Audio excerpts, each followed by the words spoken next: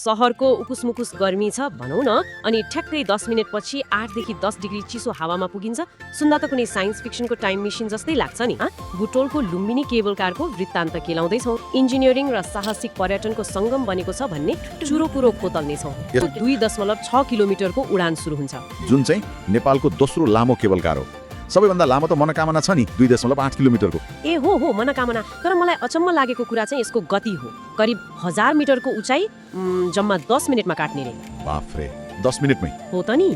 यो त पहाड चढेको जस्तो हुँदै होइन, सिधै कुनै जादुगरी एलिभेटरमा हुत्तिएर माथि पुगे जस्तो भयो। अटोमेटेड सेन्सरहरूले गर्दा यस्तो दुर्गम पहाड पनि एकदमै सुरक्षित र छिटो पहुँचयोग्य बनेको। भनाइको मतलब यो तारमा झुन्डिएको डिब्बा मात्र होइन, भूगोललाई जित्ने इन्जिनियरिङ पो रहेछ। जायन्ट स्विङ, स्काई साइकल र जिपलाइन जस्ता साहसिक खेलहरू पनि त्यही छन्। छन् भन्नाले छुट्टा एरिया। आधुनिक पूर्वाधार र सही रणनीति भयो भने एउटा सामान्य जंगल भएको डाँडाले पनि अर्थतन्त्रलाई कसरी चलायमान बनाउँछ भन्ने राम्रो उदाहरण हो यो। एकदम। यसले पूर्वाधार र पर्यटनलाई हेर्ने हाम्रो दृष्टिकोण नै फराकिलो बनाइदिन्छ। सहरको उकुसमुकुस गर्मी छ भनौँ न, अनि ठ्याक्कै 10 मिनेटपछि 8 देखि 10 डिग्री चिसो हावामा पुगिन्छ। सुन्दा त कुनै साइन्स फिक्सनको टाइम मेसिन जस्तै लाग्छ नि। एकदमै।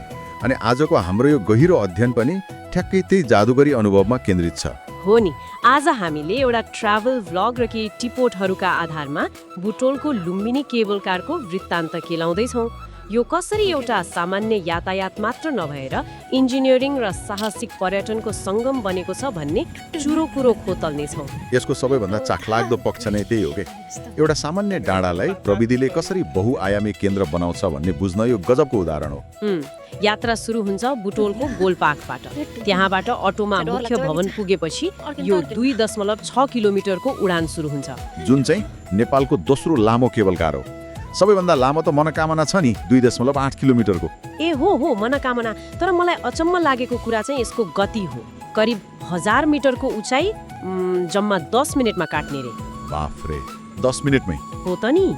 यो त पहाड चढेको जस्तो हुँदै होइन, सिधै कुनै जादुगरी एलिभेटरमा हुत्तिएर माथि पुगे जस्तो भयो। हो, त्यही नै युरोपीय प्रविधिको कमाल देखिन्छ। यो नेपालमै पहिलोपटक भित्रिएको युरोपीय प्रविधिको केबल कार हो नि त। भनेपछि यसको सिस्टम नै हाम्रो पुरानो केबल कारहरू भन्दा फरक छ। एकदम। पहिलेको जस्तो साधारण तार तान्ने मेकानिजम मात्र होइन यसमा त अत्याधुनिक डिट्याचेबल ग्रिप प्रणाली हुन्छ। ओहो, त्यो भनेको के नि? भन्नुको मतलब स्टेसनमा पुग्दा क्याबिनको गति आफै कम हुन्छ, जसले गर्दा मान्छे सुरक्षित चढ्न ओर्लन सकुन्, अनि बाहिर हावामा गएपछि चाहिँ एकदमै छिटो कुद्छ। ए, अनि नेपालको भिरालो र डरलाग्दो भूगोलमा यो कतिको सुरक्षित छ त? त्यही त। यसको एडभान्स्ड एरोडाइनामिक्स र अटोमेटेड सेन्सरहरूले गर्दा यस्तो दुर्गम पहाड पनि एकदमै सुरक्षित र छिटो पहुँचयोग्य बनेको। भनाइको मतलब यो तारमा झुन्डिएको डिब्बा मात्र होइन, भूगोललाई जित्ने इन्जिनियरिङ पो रहेछ। अनि माथि पुगेपछिको दृश्य पनि त्यस्तै गजब छ भन्छन् नि। पक्कै पनि। तल हेर्दा सिद्धबाबा मन्दिर, तिनाउ नदी अनि पाल्पा जाने सडक र घना जङ्गल एकैपटक देखिन्छ। अनि माथि पुगेर 178वटा सिडी चढेपछि एउटा शान्त मन्दिरमा पुगिन्छ रे। त्यहाँ एकदमै शान्ति खोज्ने, ध्यान गर्नेहरूको माहौल हुन्छ। हो, आध्यात्मिक हिसाबले त्यो निकै राम्रो ठाउँ हो। तर सुन्नुस् न, मलाई यहाँनिर एउटा कुरा पटक्कै मिलेन के। त्यही शान्त मन्दिरको ठिक छेउमै लक योर ड्रिम लेखिएका झण्डाहरू छन्, अनि जायन्ट स्विङ, स्काई साइकल र जिपलाइन जस्ता साहसिक खेलहरू पनि त्यही छन्। हजुर, एडभेन्चर स्पोर्ट्सहरू। अनि ध्यान गर्ने ठाउँ नजिकै जिपलाइनमा चिच्याउनेहरूको आवाजले डिस्टर्ब गर्दैन र? यो त नितान्त विरोधाभास भएन र भन्या?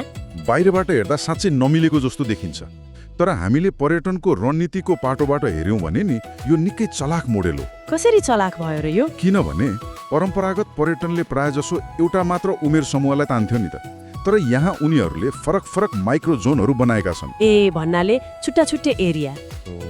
हजुरबा मन्दिरमा दर्शन र शान्ति खोज्न जानुहुन्छ, अनि छेउकै जायन्ट स्विङमा रिल्स र फोटो बनाउन रमाउँछन्। ओहो, मैले त त्यसरी सोचेकै थिएन। यो त पुरै फ्यामिली प्याकेज पो भयो त। एक्ज्याक्टली।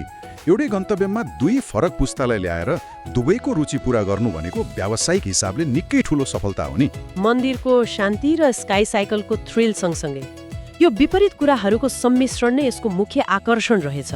हो नि। आधुनिक पर्यटनको शक्ति नै यही हो। विकास भनेको बाटो खन्नु मात्र होइन भन्ने कुरा यसले प्रश्न पार्छ। सही कुरा। आधुनिक पूर्वाधार र सही रणनीति भयो भने एउटा सामान्य जंगल भएको डाँडाले पनि अर्थतन्त्रलाई कसरी चलायमान बनाउँछ भन्ने राम्रो उदाहरण हो यो। एकदम। यसले पूर्वाधार र पर्यटनलाई हेर्ने हाम्रो दृष्टिकोण नै फराकिलो बनाइदिन्छ। साँच्चै गहिरो कुरा। अब यो सबै चर्चा गरिसकेपछि नि एउटा अर्को ठूलो प्रश्न दिमागमा आउँछ के प्रश्न? जसरी यो युरोपियली प्रविधिको जादुगरी एलिभेटरले 10 मिनेटमै आधुनिक सुविधा र साहसिक खेलहरूलाई पहाडको टुप्पोमा यति सजिलै पुर्याइदियो नि, भविष्यमा यस्तै द्रुत पहुँचले हाम्रा हिमाली भेगका अति दुर्गम र मौलिक संस्कृतिहरूलाई चाहिँ कसरी परिवर्तन गर्ला? यो चाहिँ निकै गम्भीर विषय हो नि।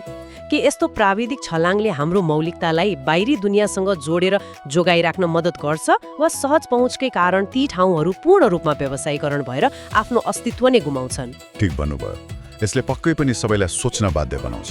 एकदमै, यो एउटा मनन योग्य कुरा हो। आजको लागि हाम्रो यो गहिरो अध्ययन यति नै।